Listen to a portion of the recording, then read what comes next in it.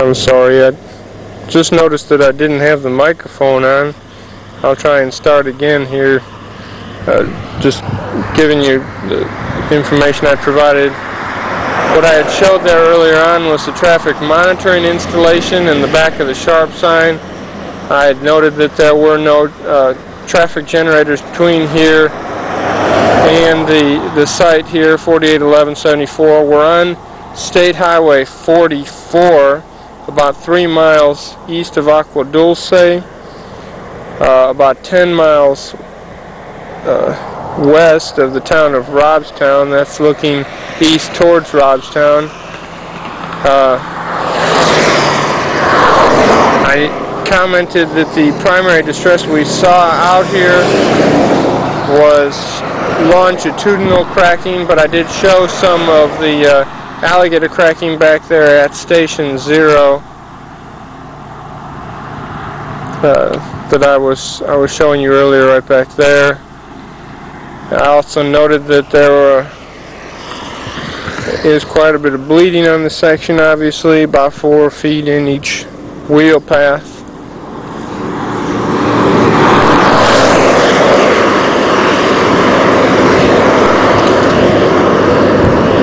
We are in Nueces County. I have gone ahead and included in my distress survey these little transverse cracks. I think there's 3 of them in a row here.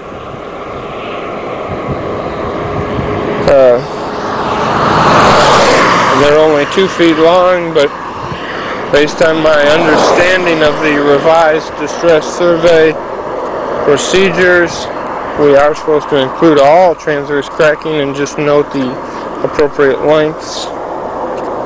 So I have attempted to do so.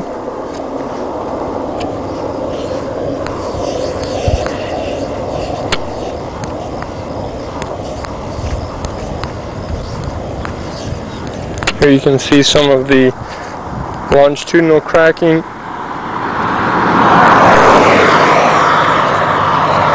It varies from 1 to 2 feet off of the edge stripe.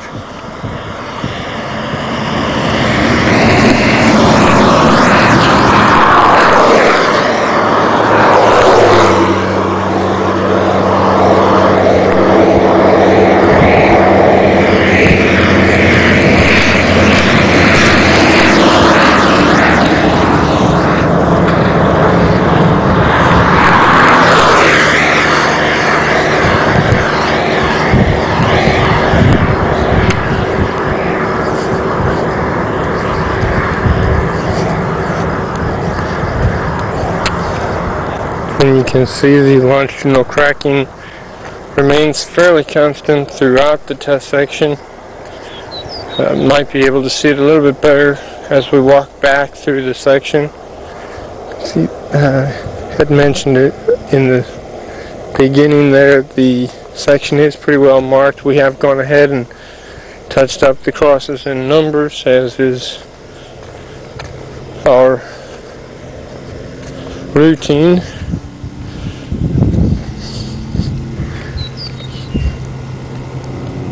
You can see it's mostly farmland in this area.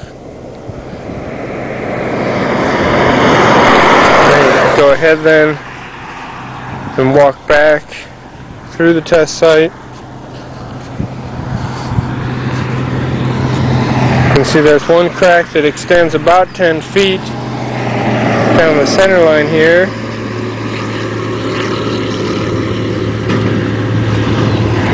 That we had noted on our distress survey.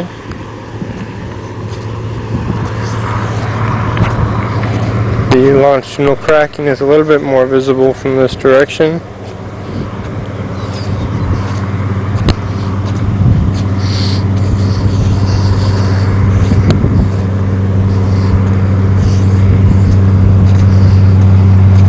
I think the district's primary concern out here at this point is the frictional resistance. With the bleeding present out here, this section has gotten fairly slick, although we did not note a significant amount of rutting. We were only using a 4-foot level, which I think on this particular section was fairly deceptive. Based on the width of the bleeding, I would venture to guess that the travel lane is a little bit wider, and hence a 6-foot level or something even possibly of a greater dimension would have been more meaningful for these particular ruts.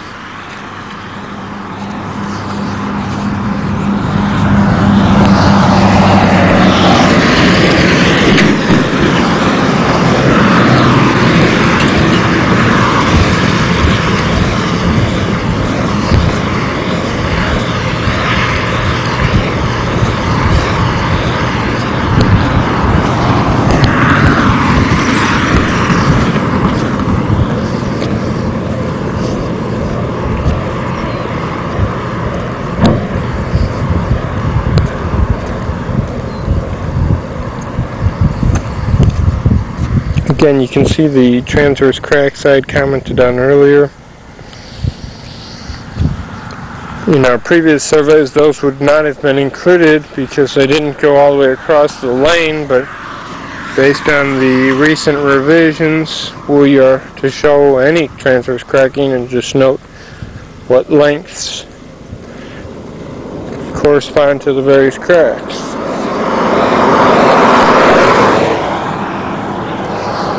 And you can see some of the longitudinal cracking occurring there.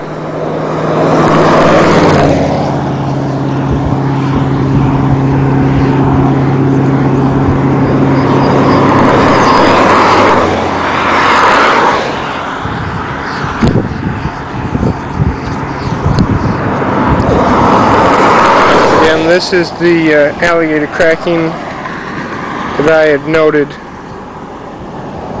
in the beginning of this tape. Again, the traffic monitoring installation. There's the box. You can see where they've discontinued. They had bladed on some cold mix. You can see where they stopped it just shy of our test section and stopped it for the loops just in front of that truck up there. And again, no traffic generators between here and that traffic monitoring station.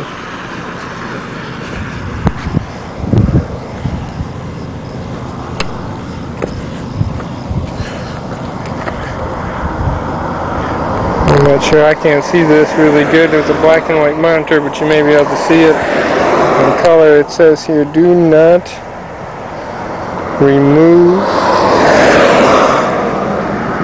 do not do repairs. Test area.